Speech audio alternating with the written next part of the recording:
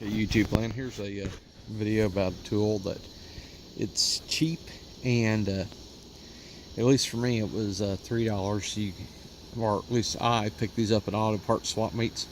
The different sellers will have them in different patterns, but this says bolt circle template, and this is for 5 lugs.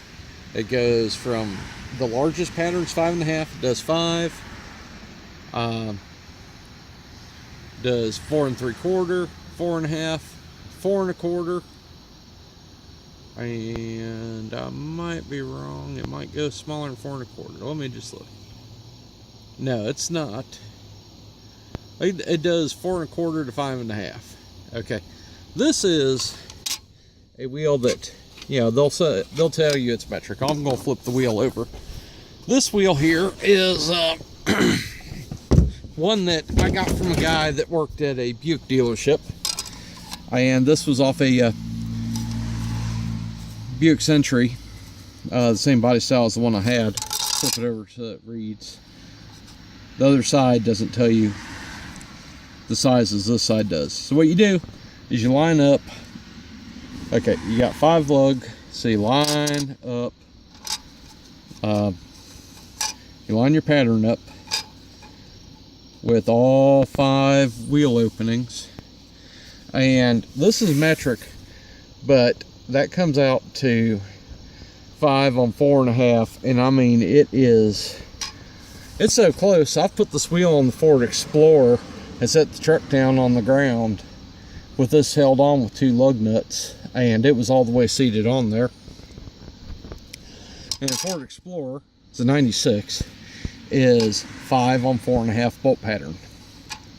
Anyways, I'm sure there's somebody that sells these in metric, but these tools, and they come in 6 lug, 4 lug, 8 lug, and there are a couple different 8 lug patterns, especially, yeah, when Ford went to a different pattern from the traditional, yeah, rear-wheel drive, 4-wheel drive, domestic truck 8 lug.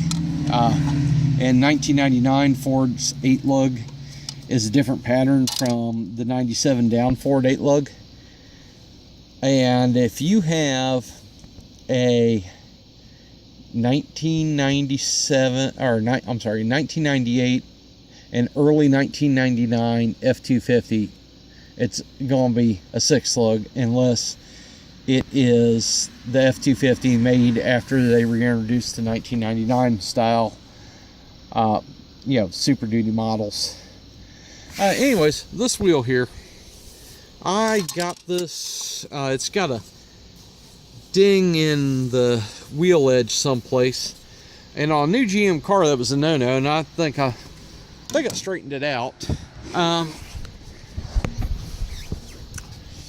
See if I can even find it on here.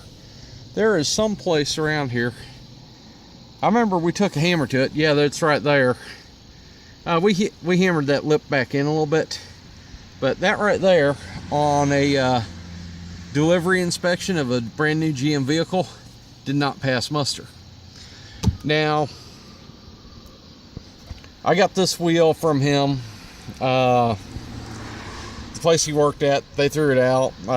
I gave him $5 for it because he brought it home for me.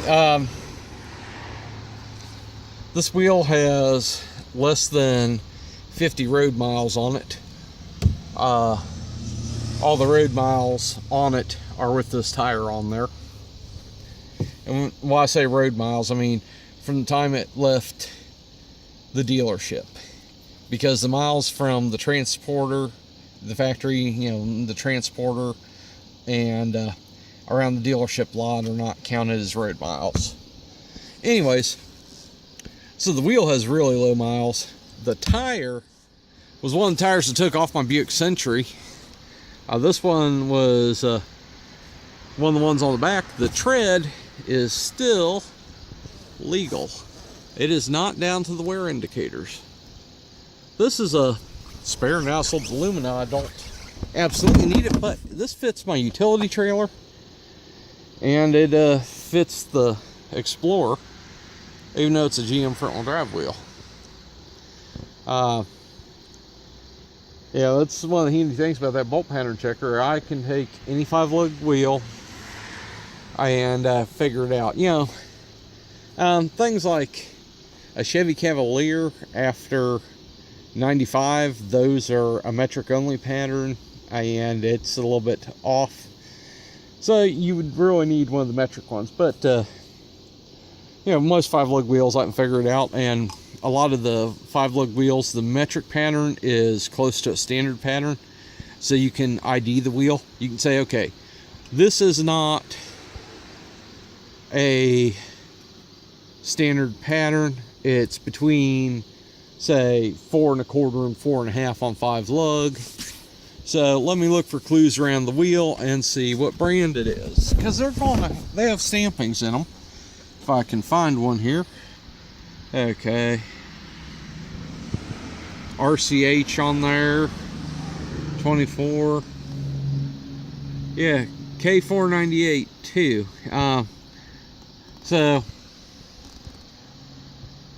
January's A, February's B. Anyways, that wheel was stamped in 98. I didn't get it till, I want to say, later than that. It probably sat around at the dealership for years before he was able to take it home. Or it may have been stamped in 98 and not even used by GM for a few years, depending. There should be.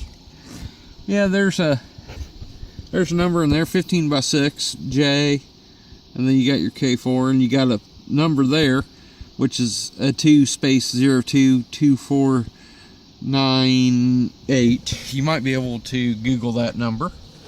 There's other things you look at in a wheel and kind of figure out if it's a Chevy wheel, a Ford wheel, a Toyota wheel, Dodge wheel. And then once you got your clues together, then you can get on the internet and put your clues together with some internet data and figure out what the wheel goes to. Yeah, let's see. Center, it's not really marked. A lot of times this will have a GM stamped in them. This one doesn't. Alright, that's it for now, YouTube land.